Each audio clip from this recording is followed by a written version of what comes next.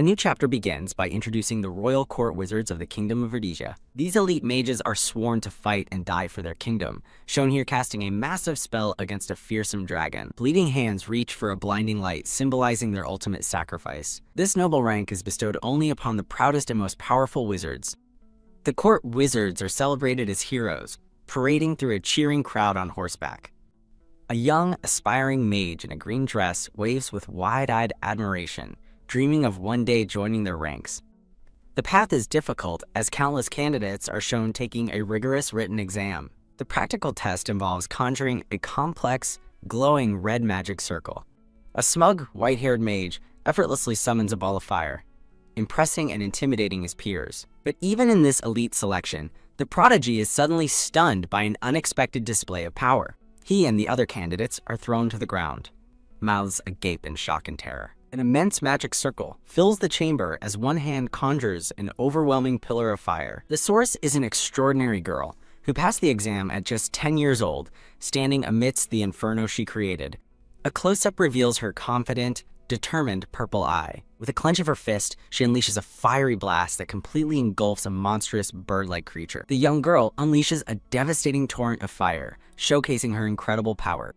The narrator confirms that when it came to wielding flames, her prowess was unmatched. The scene shifts to a peaceful-looking house in the woods, now being approached by monstrous, snarling wolves. Now older, the red-haired woman calmly cracks her knuckles, annoyed by the intrusion. She glares as two of the wolves charge, thinking how they are wrecking her territory. Her fist ignites as she roars, "Don't mess with me," and prepares to unleash her fiery wrath. The scene transitions to a tranquil landscape of forests and mountains, signaling a shift in time and place. The story moves to the Grand Royal Castle, its towering spires reaching into the sky. Inside the throne room, the red-haired woman approaches the king, seated on his throne. The monarch is identified as the weary-looking King Brown Virginia. The woman looks him in the eye and makes a shocking declaration, "I'm quitting." King Brown sighs, realizing from experience that it's pointless to try and stop her. She reminds him of her stubbornness, revealing their close bond by calling him one of her foster parents. Looking pained, the king asks her one last time for her reasons. She explodes in frustration, grabbing her head and screaming that the reason is simple.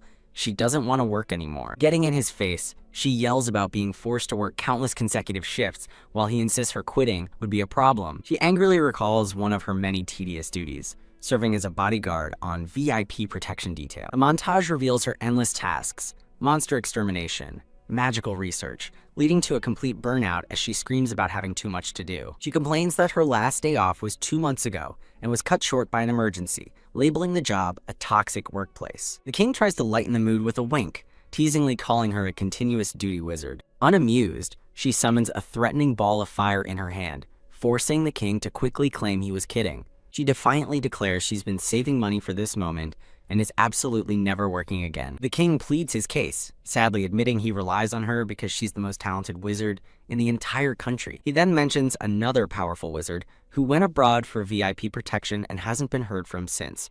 Annoyed, she thinks of her drunken, womanizing master, a special class court wizard named Eldrius. A flashback shows Eldrius lazing about while she works, reinforcing her belief that he is problematic and would never work as hard as she does. Back in the present, her rage intensifies, causing her to radiate so much heat that the king recoils, shouting in pain. The flustered king tries to steer the conversation back on track. She takes off her court wizard medallion and tosses it to the king, officially resigning. She declares her duties finished, stating that the younger wizards can take over from now on.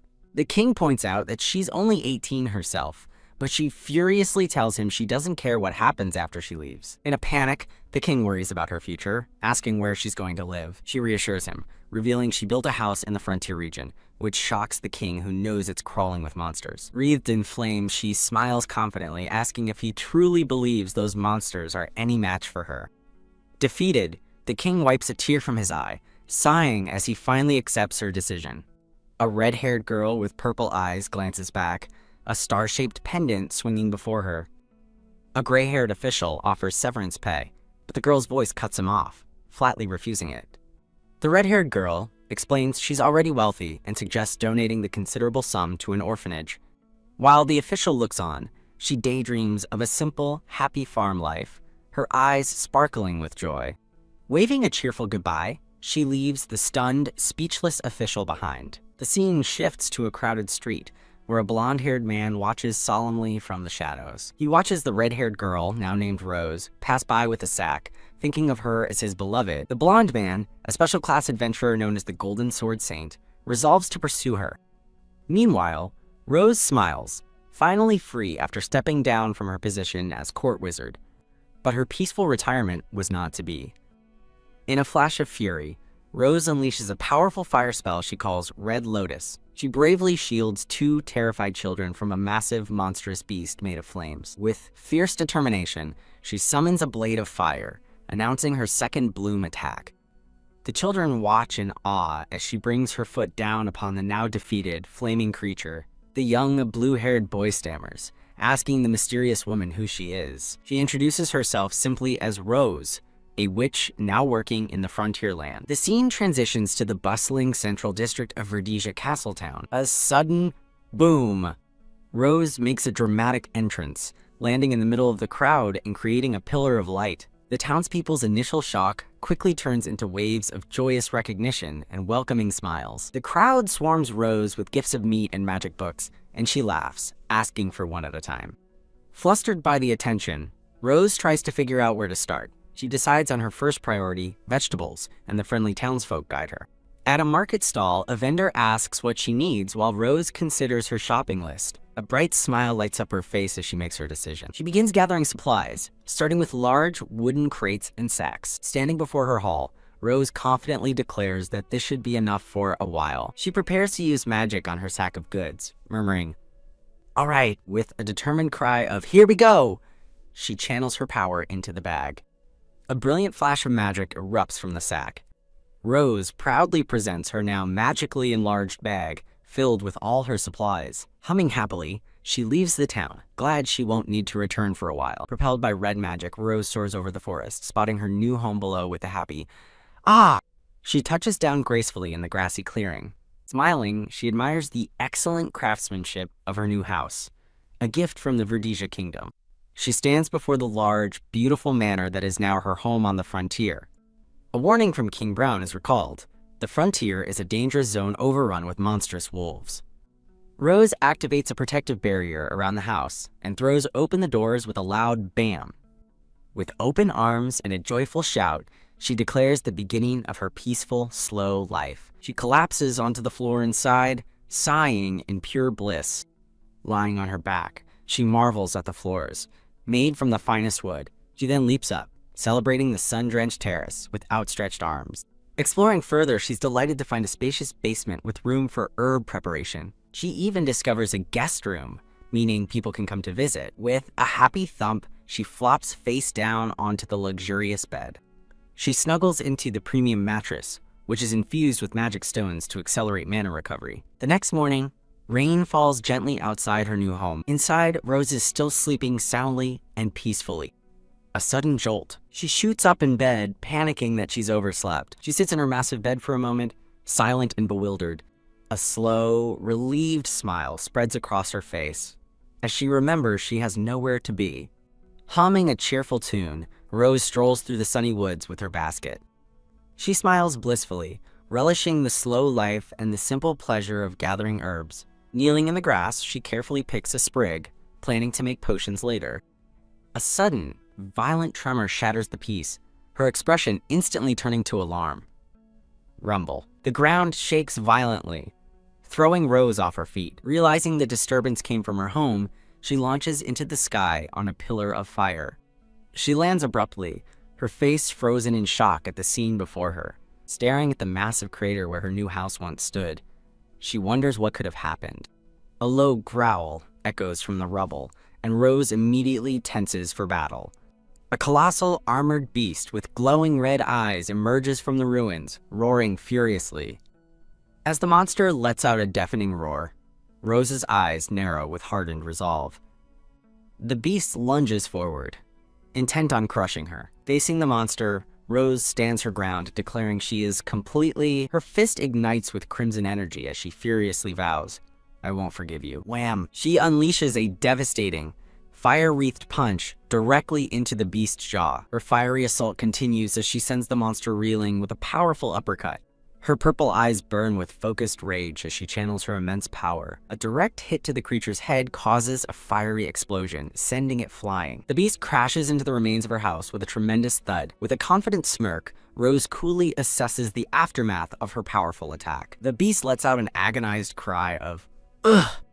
She lands gracefully, noting that her monstrous opponent is not quite finished yet. Roaring its name, Gugashi, the beast rises again, preparing to strike back with renewed fury. With a knowing smile, Rose raises a finger to her lips and calmly whispers, "Bloom." A beautiful rose made of pure flame materializes in the palm of her hand. She unleashes her original magic, Flame Blossom, sending the fiery projectile at the beast. Her signature spell incinerates the target, leaving only beautiful, petal-like sparks in its wake. For this reason, she became known throughout the land as the Crimson Gardener. Surveying the utter destruction, she sighs, wondering how she'll cover the massive moving expenses. She examines her hand, noticing a faint, cracking golden light forming around it. She considers that sacred magic is semi-permanent, unlike her own, and wonders if it was a construction error. Entering the wreckage, she steps into what remains of her lavish guest room.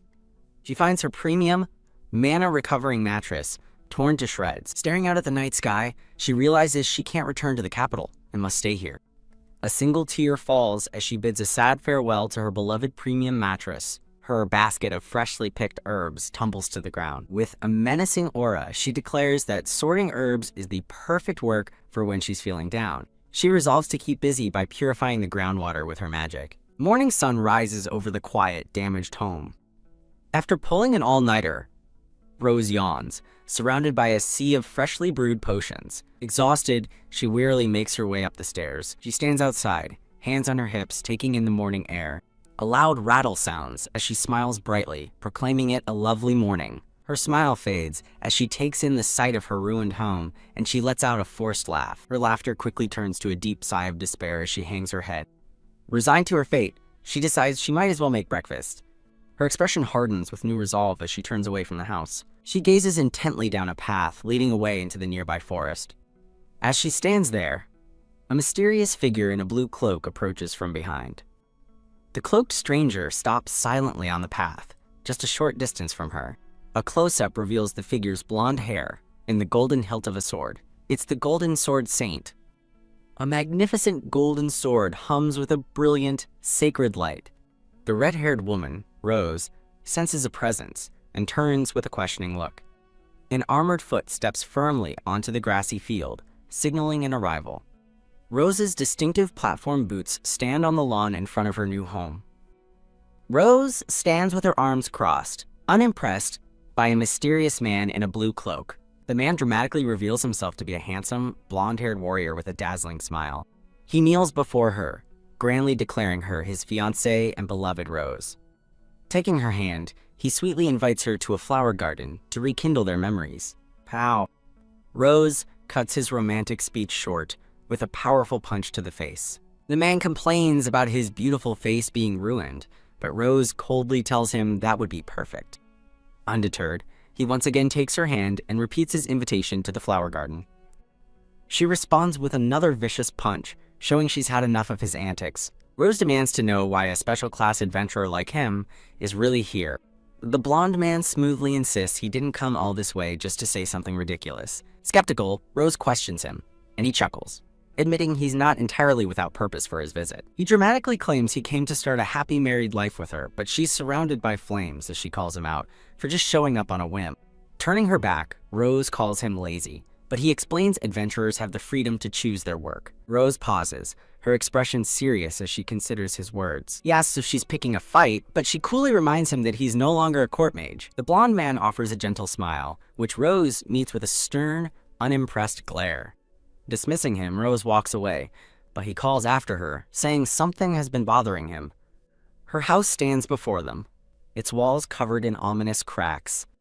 The blonde man reveals her house was destroyed by a giant bear, causing Rose to erupt in a furious inferno. He strokes his chin, a thoughtful and slightly mischievous look on his face. Rose asks about a test slash, and he cheerfully admits he struck her house with his magic sword to test its barrier. Her face darkens with pure, unadulterated rage, her eyes glowing with menace. She realizes he had a cleric erect a protective barrier, just to immediately shatter it with his sword for a test. He confirms her suspicion with a bright, innocent smile, as if he'd done nothing wrong. Enraged, Rose unleashes her fiery wrath, screaming that it's all his fault while he panics and apologizes. Later, the man picks up a large hammer, ready to begin repairs. Now in a simpler outfit, he sighs, begrudgingly preparing to fix the damage he caused. Rose catches him muttering, and he nervously denies saying anything, brandishing the hammer in defense. Exasperated, Rose simply sighs at his childish behavior. Lounging inside, Rose states that with the house damaged, she can't risk going out. The blonde man calls out to her as she reads a book, getting her attention. He proposes that since the barrier is gone, they should get married so he can protect her. But Rose is unmoved. Dejected, he sits outside, lamenting her hurtful silence as she continues to read without a word. Looking up from her book, she calmly reminds him, "I like you." His spirits instantly lifted, he dashes back towards her with renewed hope. Leaning in close, the blonde man softly asks if she's feeling embarrassed by her confession. Rose clarifies that she's just confused, while he insists she should have trusted his feelings by now. He gazes at her warmly over her book, their faces close as the air sparkles around them. The story flashes back to 6 years, 3 months, and 4 days ago, showing hands tightly gripping a sword. A younger, bloodied version of the blonde man stands with 2 companions, surrounded by a pack of vicious wolves. Identified as a 14-year-old Class 3 adventurer named Alf, he grimly realizes their situation is dire. His exhausted, armored companion looks on with weary desperation. As his comrades falter, Alf decides to act as a decoy so they can escape and signal for help. His partner argues against leaving a kid behind, but Alf insists it's their only chance for survival. With grim determination, Alf grips his sword, vowing to draw the wolves away and create an opening. He lunges forward, charging headfirst into the hungry pack of monsters. In a flashback, the young, blonde-haired man flees as a wolf-like monster attacks his fallen comrade. An injured man in a purple cloak helps an armored soldier, remarking on the other's strength and urging a retreat to the capital. The young, blonde man pants, his face bloodied and sweaty as he fights for his life. Facing a menacing gray wolf, the injured young man leans on his sword, realizing the situation is dire. His strength fails, and he collapses to the ground, his body battered and bruised. Despairing, he laments that his dream of becoming a court knight is impossible now, as a voice calls out his name, Alf. In another memory, fellow trainees discuss Alf's failure in the knight exam, with one mockingly offering to get him a recommendation. 2 of his peers sarcastically praise the knighthood's ideal of protecting the weak, as a fist clenches in anger. A younger, hooded Alf naively thanks his comrades, misinterpreting their taunts as genuine encouragement. Beaming with misplaced gratitude, Alf feels lucky to have such kind friends cheering him on. He turns away, vowing to become an adventurer and join the court knights through his own strength. A more mature and confident Alf stands resolutely, his past determination shaping his present self. Clang! The flashback returns to the battle as his sword falls from his grasp. Defiantly, the young Alf refuses to give up, determined not to fall in such a desolate place. The monstrous gray wolf snarls, its stitched-up face a mask of feral rage. With renewed resolve, Alf struggles to his feet, screaming that he cannot afford to lose. He charges forward, but the wolf effortlessly catches his sword in its massive jaws.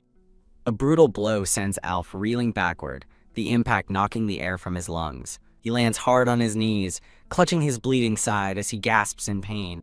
Despite his injuries, he reaches for his sword, determined to continue the fight. Just as he kneels in despair, the red-haired Rose appears before him amidst a flurry of red petals. Rose calmly raises a single finger, a bright spark of fire glowing at its tip. She unleashes a magnificent flower-shaped spell, Flame Gloriosa, that engulfs the area in a fiery spectacle. The young Alf kneels amidst the smoldering aftermath, his sword lying forgotten beside him. Startled by her question, asking if he's okay, he looks up, his eyes wide with shock and awe. Rose stands calmly before him, her power evident in the lingering heat of her spell. The memory fades, and in the present, the Golden Sword Saint smiles softly. He listens as Rose, lounging with a book, teases him about his past naivete. He affirms he stayed true to his code. Rose chides him for stopping the repair work, and he casually agrees. She gives him a stern look, commenting on his harshness and revealing the monster he fought was a Class 2 berserk wolf. He flashes back to the desperate battle, recalling his duty to protect his team from a superior foe. Rose listens to his story, covering her face with her book as she contemplates his words. Now wearing a white cloak, she wonders aloud if her own life might have been different. The Golden Sword Saint interrupts her thoughts, announcing that all the repairs are finished. Peeking out from under her book, Rose looks at him with a single curious eye. He thanks her for her work, and she seems genuinely surprised to hear him show appreciation. Rose compliments his craftsmanship and asks where he learned it, to which he replies it was from his, quote, grunt days. A flashback shows a younger Alf doing manual labor, explaining that low-level adventurers must be jacks of all trades. Rose looks surprised as he admits he never thought such skills would be useful after becoming a special class adventurer. She turns her head, looking thoughtful as she considers his past. Exhausted, the Golden Sword Saint stretches, thinking it wouldn't be right to just send her away now. He notices her quiet demeanor and asks if something is wrong. Rose looks away shyly, trying to find the words to thank him for his help. With a hint of awkwardness, she asks if he would like to stay for dinner. The Golden Sword Saint is momentarily taken aback by her unexpected invitation. Putting up a hand, he politely but firmly declines her offer for dinner. After clearing his throat, he explains he has an important message for her from the king. Rose looks annoyed by the sudden shift in topic and questions what the message is about. He reveals the news concerns the neighboring Sandray's empire, which has been making suspicious moves lately. Her expression hardens as she considers the threat posed by the powerful military empire of Sandray's. A map highlights the tense border between the superior claiming Sandray's empire and the vigilant kingdom of Rhodesia. The Golden Sword Saint reports that Sandray's reconnaissance squads have been spotted near the border, though they pose no overt threat yet. Rose dismisses the idea of war, while he relays the king's concern for her safety in the frontier region. Rose crosses her arms, looking thoughtful as she considers the situation. She confidently tells him to ask the king who he thinks she is, reasoning that a true invasion would bypass the monster-filled frontier. Her expression remains serious as she contemplates the Empire's true motives. The Golden Sword Saint seems to have an idea, mentioning the name Eldrius. The scene introduces Eldrius, the royal court's stern-looking special-class mage. In a throne room, Eldrius respectfully addresses the king of Rhodesia. Rose scoffs, calling Eldrius a bastard who only performs when it truly matters. The Golden Sword Saint smirks, noting that she and Eldrius still don't get along. She tells him to pass on a message for Eldrius to work hard in her absence, to which he flippantly agrees. He gives a casual wave goodbye, leaving Rose to her thoughts on the balcony. She leans against the railing, watching him depart with a pensive look. As the caped Golden Sword Saint walks away, Rose decides she might as well make dinner. A pot of stew bubbles cheerfully over an open flame. With a bright smile, Rose decides to finish her dish with a heaping basket of red chili peppers. A juicy steak and a bowl of soup are generously topped with fiery red chili slices.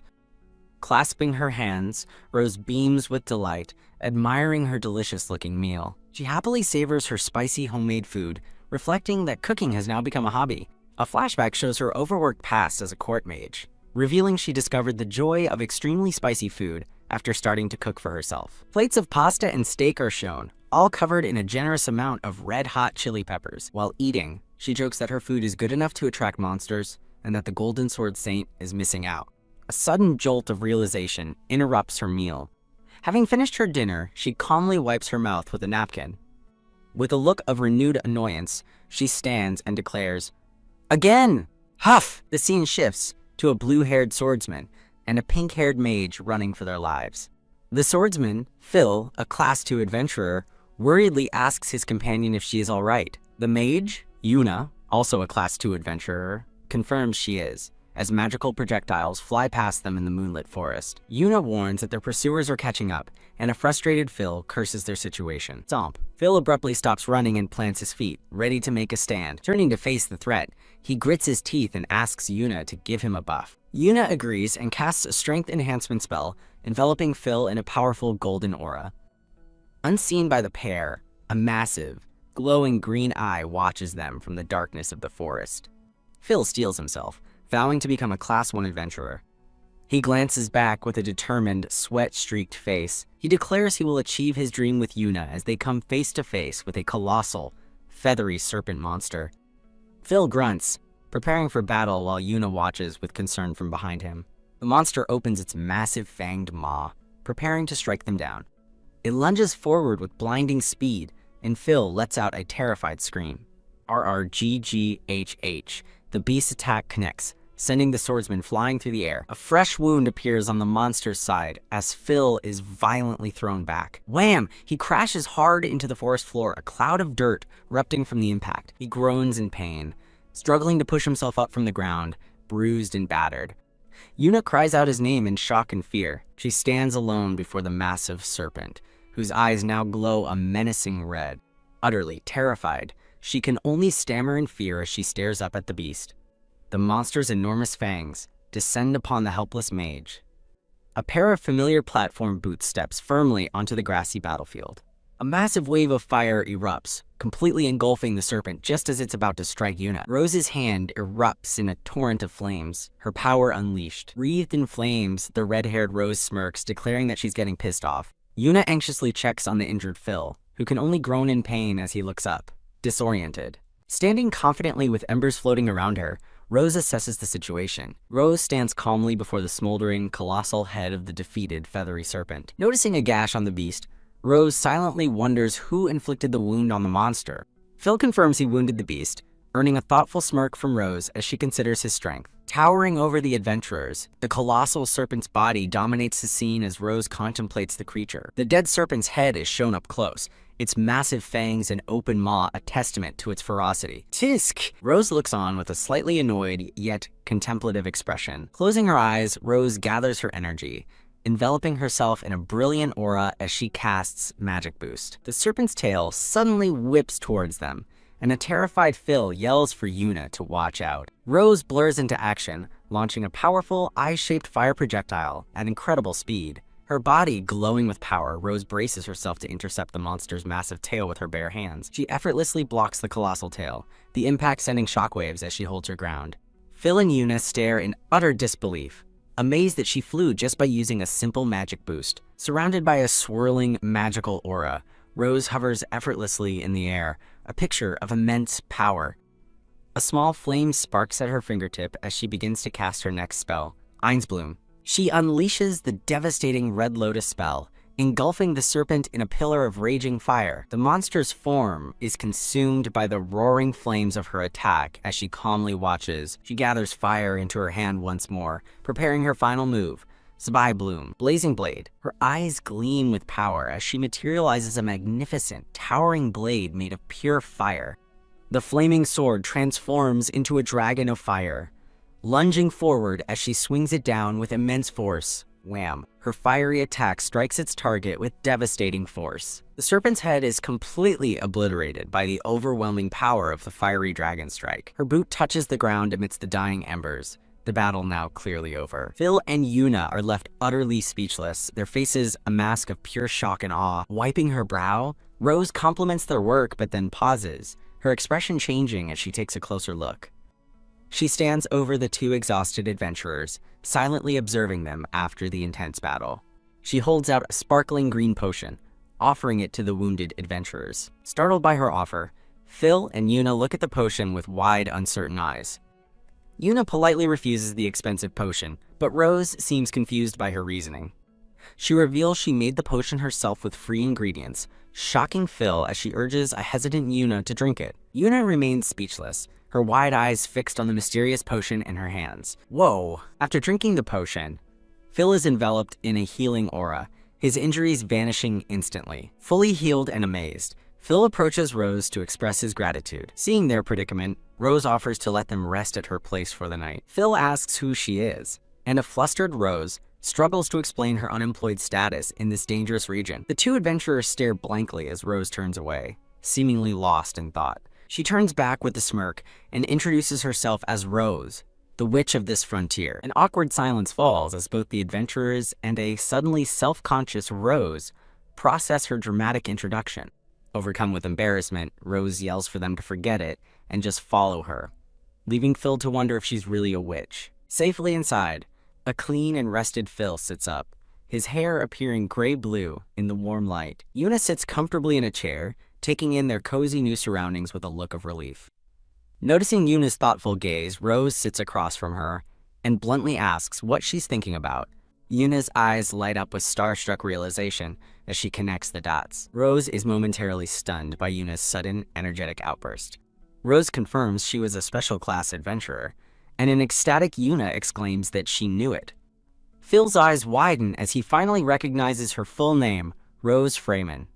In a happy memory, a laughing Rose playfully punches a blonde-haired friend, telling them not to call her by that name. A young woman with pinkish-brown hair bows deeply to Rose, excitedly asking to shake the hand of someone she's long admired. The starstruck woman beams, her eyes sparkling with pure adoration for the legendary mage before her. Now seated, Rose asks the young woman and her blue-haired male companion what brought them to the dangerous frontier. The two young adventurers look on with serious expressions, preparing to share their story. Rose correctly deduces they need a Class 1 monster part to rank up, and the young man confirms that's where their plans went wrong. The young woman explains that they train diligently in both swordsmanship and mana control, insisting they aren't slacking off. As an image of them training appears, she admits that despite their hard work, they feel they are missing a crucial element. Listening to their plea, Rose gets a bad feeling, sensing an inevitable and burdensome request is coming.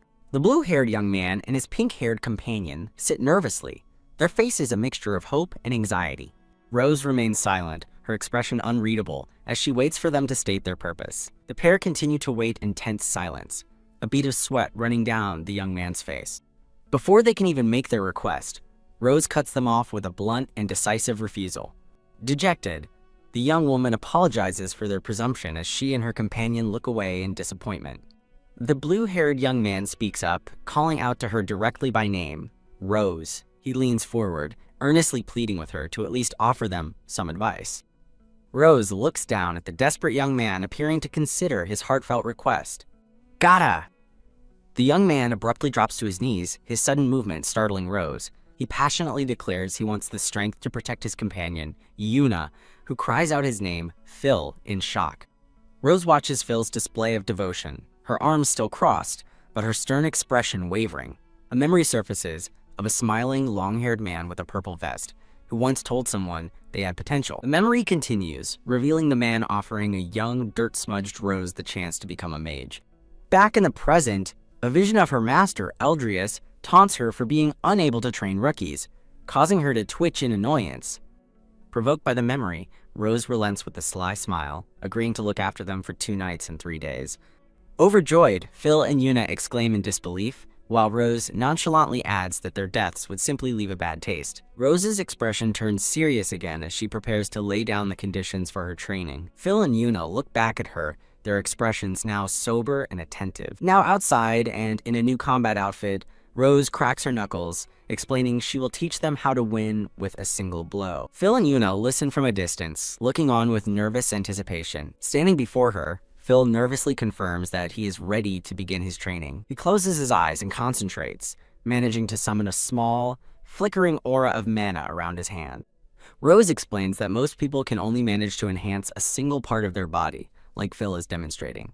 In a stark contrast, Rose effortlessly summons a powerful, crackling aura of pink energy around her own hand. Both Phil and Yuna watch in awe, completely captivated by her overwhelming display of mana control. She holds up her powerful aura next to Phil's weak one, rhetorically asking if he understands the difference. With a sudden clench of her fist, Rose unleashes an explosive shockwave of power that sends her 2 students flying backward. Blown away by the force, a stunned Phil, his hair now partially white from the shock, asks if she used full-body enhancement. Yuna marvels at the incredible mana output as Rose stands confidently, enveloped in a radiant aura. Rose begins her lesson, explaining that true power in close combat comes from the entire body, not just arm strength. She demonstrates by channeling energy through her torso, clarifying she uses her whole body to generate power for punches and kicks. Now emanating a green aura, she asks Phil if he swings his sword using only his arms. Phil clutches his sword and confirms he was taught to swing from the hips, not just his arms. Yuna expresses concern, asking if full-body enhancement wouldn't dangerously split a mage's focus and awareness in a fight. Rose smirks dismissively, calling that the kind of theory only cloistered researchers with no real combat experience would believe. She lists the practical benefits of the technique: landing, finishing blows, explosive movement, and higher magic resistance. Turning back to her students, she declares that for a fighter, the technique is all upside. Rose brings her finger menacingly close to Phil's face, causing him to sweat nervously. With a wicked grin, she announces that to teach him, she's going to throw him into a little crisis. Wah! She instantly engulfs Phil in a raging inferno, prompting Yuna to scream his name in terror. Horrified, Yuna turns on Rose, demanding to know what she has done to Phil. As Phil struggles within the flames, a fiery, wolf-like beast lunges at him, the crisis Rose promised. Rose looks on, with a calm, knowing smile, her red hair tied in twin buns. A new training begins as Rose asks a kneeling Phil how he'll escape the pain of the flames she's surrounded him with. Watching with concern, Yuna has a sudden realization about the purpose of this harsh test. Gritting his teeth, Phil activates his full-body magic enhancement, enveloping himself in a protective green aura as Rose watches approvingly. As Phil endures the flames, Yuna understands he's using mana enhancement to build resistance and reduce damage, realizing this is the core of the training. That's the spirit, Rose says, clapping enthusiastically as she watches Phil's determined struggle against the fire. Please let me do it, Phil pleads, his resolve hardening amidst the flames, and Rose grants him permission to proceed. Rose reminds a recovering Phil not to push himself too hard as he prepares to continue the trial. With a serious expression, Rose quietly accepts his decision to continue. Turning her attention to Yuna, Rose announces that her lesson is about to begin. Rose demonstrates her incredible control by conjuring a small, steady flame on the tip of her index finger. A promotional page for the Scanlation group is displayed between scenes. The name of a spell, Einsbloom, appears over a swirling vortex of fire as Rose prepares to cast. Yuna watches in awe as Rose unleashes her signature Red Lotus magic,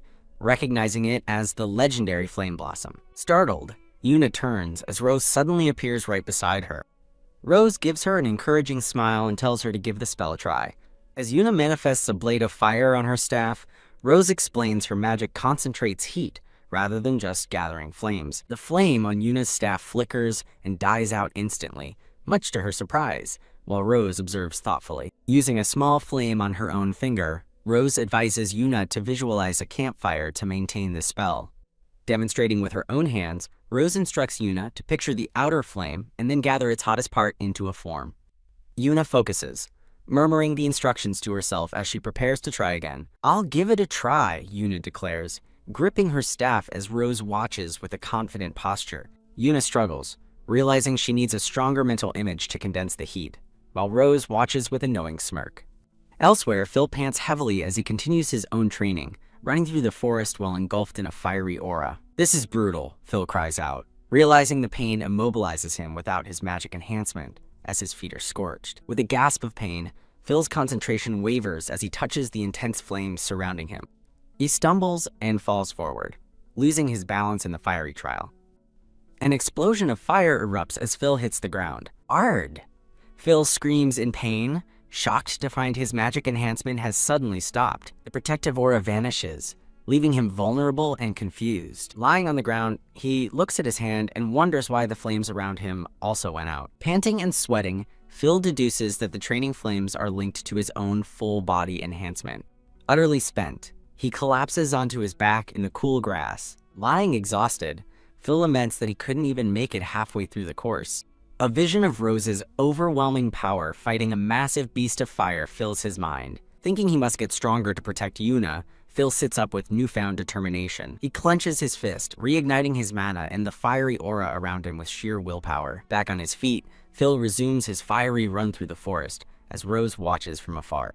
Floating in the air, Rose observes her students' progress with a slight, proud smile. The grueling training session ends with both Phil and Yuna completely drained and slumped over. Peeking into the room, Rose cheerfully congratulates them on a good job and asks if they have any questions. Phil requests to raise the training's intensity, prompting Rose to ask if he can handle it. With a determined gaze, Phil insists that pushing himself to the brink of death is exactly what he needs to grow stronger. Wearing a new orange apron, Rose smirks and accepts his request.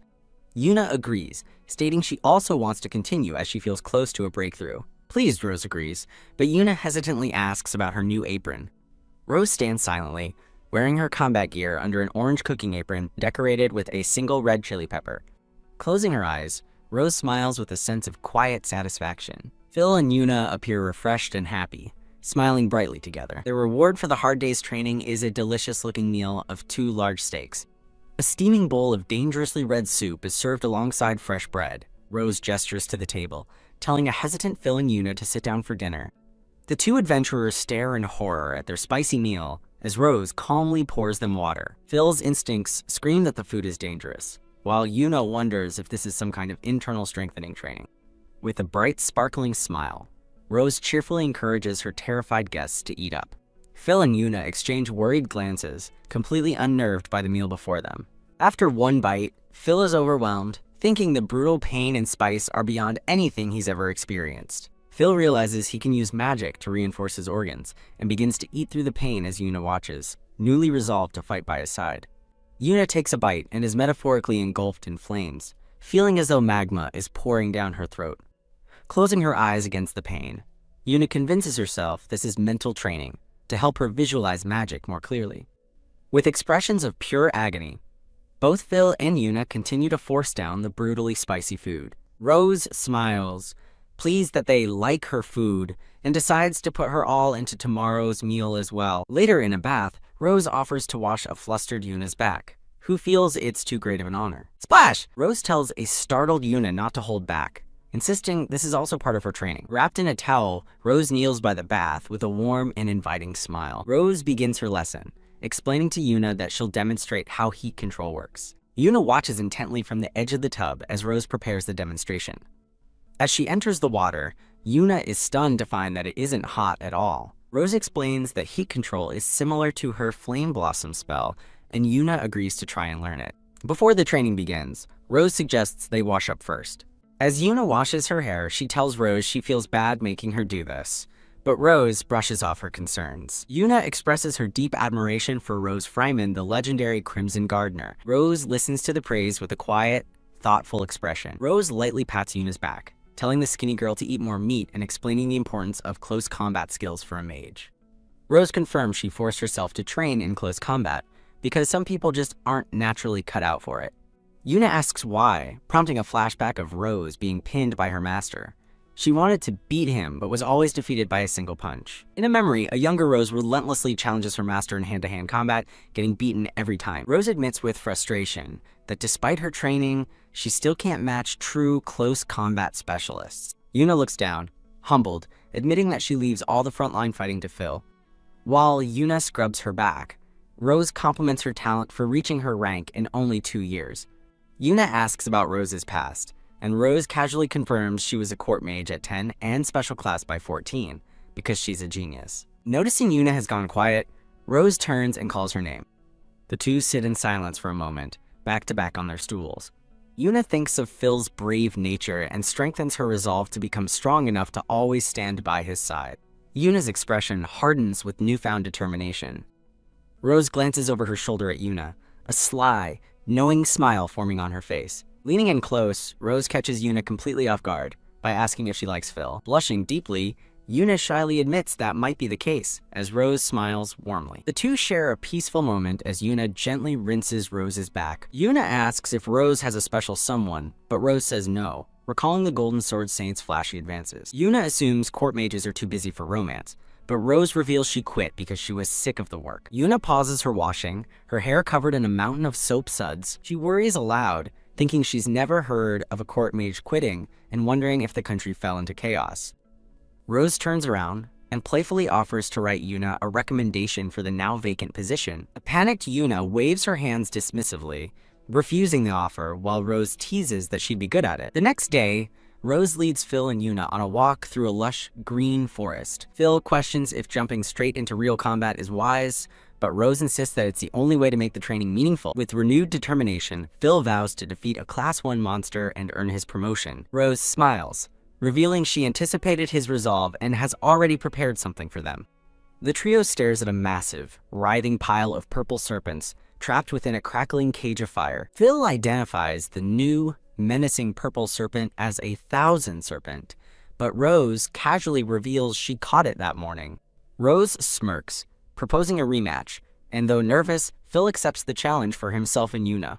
From a distance, Rose watches as Phil and Yuna prepare to face the serpent, which is trapped inside her fiery dome. His initial shock turning to fierce resolve, Phil confidently accepts the daunting trial ahead. As Rose begins her countdown, she releases the fire cage, unleashing the enraged serpent upon the two adventurers. The serpent attacks instantly with a powerful tail whip, causing Phil to shout in alarm and Yuna to scream. Arms crossed, Rose watches the chaos unfold with a confident and slightly amused smile. As the massive serpent looms over them, Rose warns Phil and Yuna to try their best not to get torn apart. The enraged purple serpent thrashes violently, its glowing red eyes fixed on its prey. Preparing for battle, Phil activates his full-body mana enhancement, surrounding himself in a vibrant teal aura. Phil courageously taunts the beast, drawing its attention as it turns to face him. Glowing with power, he charges headfirst towards the colossal monster. With surprising agility, Phil narrowly dodges the serpent's sweeping tail attack. Gritting his teeth, Phil realizes he can clearly see the monster's movements as Yuna begins to focus her own magic. A sudden burst of flame erupts from the end of Yuna's staff. Yuna scatters small orbs of fire around herself in a defensive formation, a tactic Rose finds interesting. Phil is momentarily caught off guard, but manages to dodge another powerful swipe from the serpent's tail. Sizzle.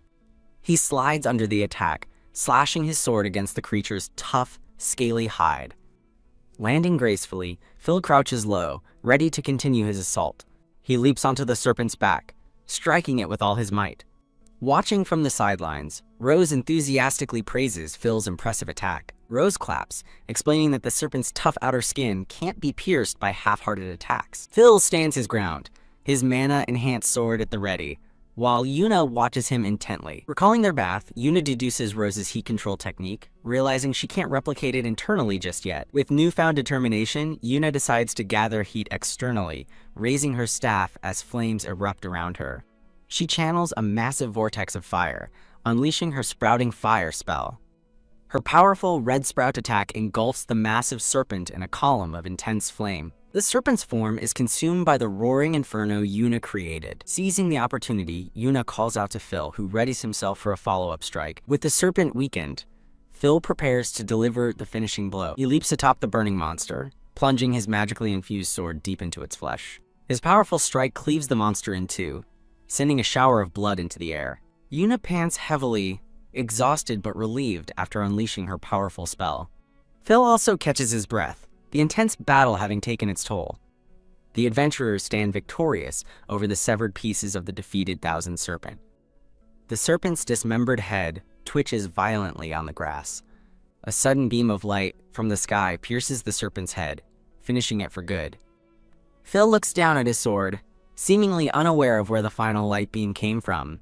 We did it. Yuna cheers, throwing her arms around a blushing Phil in a joyful hug. Phil closes his eyes and smiles, warmly returning the hug as he thanks Yuna for her help. Rose lands nearby, cheerfully congratulating them on their excellent teamwork. Still embracing, Phil and Yuna turn to their mentor with proud smiles. With a smirk, Rose swiftly bonks both of them on the head with Yuna's staff. A flustered Phil and Yuna thank Rose for the training, but she suddenly senses something is wrong. Phil collapses from exhaustion, admitting he let his guard down, as Rose praises his improved mana proficiency. Rose then turns to Yuna, complimenting her for her ingenious and unconventional use of external heat sources for her magic. Yuna shyly admits her technique is still unrefined, requiring more mana and preparation time than Rose's. Rose reassures her, explaining that she is now the only other mage besides herself who can use Flame Blossom. Placing a supportive hand on Yuna's shoulder, Rose tells her to be proud of her accomplishment. Touched by the praise from her idol, a tearful Yuna gratefully accepts the compliment. Rose waves goodbye, reminding Phil and Yuna to collect the monster parts for proof as she departs. Yuna tearfully thanks her, while Phil clenches his fist, vowing they will meet again as Class 1 adventurers. A narrator confirms that Phil and Yuna successfully received their Class 1 adventurer licenses by presenting the Monster Clause. Now clad in new, more formidable gear, the two adventurers stand together, looking towards a bright new beginning.